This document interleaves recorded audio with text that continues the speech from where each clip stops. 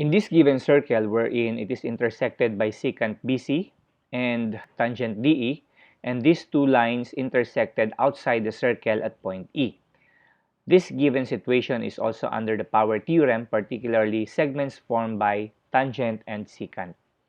The theorem states that if a tangent segment and a secant intersect in the exterior of a circle, then the square of the length of the tangent segment is equal to the product of the length of the secant segment and its external part.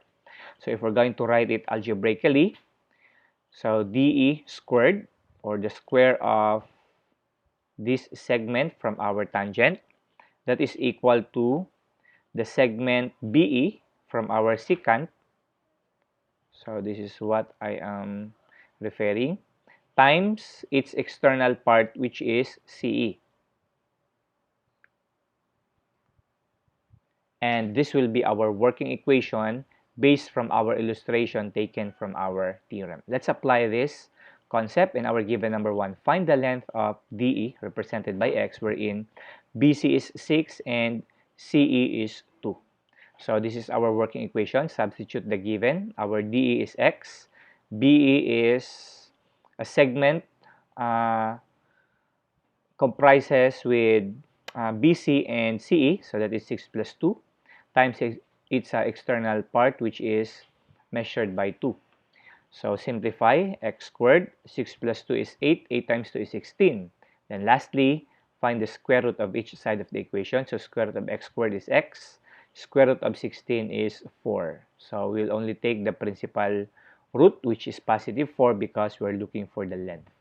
And that's the value of x, or the length of segment DE. In our given number 2, find the length of BC represented by x, wherein segment AB is 16 and segment CD is 6. So using the same theorem, because it is a similar situation in our previous given, so CD here is the segment from our tangent. So CD is 6, AC is 16 plus x. Then the external part of our given secant is x. Then simplify, 6 squared is 36. Distribute x to 16 and x, and this gives us 16x, or 16x plus x squared. So notice that our given is in quadratic form, so we're going to rewrite this into ax squared plus bx plus c equals 0, or standard form of quadratic equation. So we will start by adding negative 36 in each side of the equation, because we want the other side to become 0.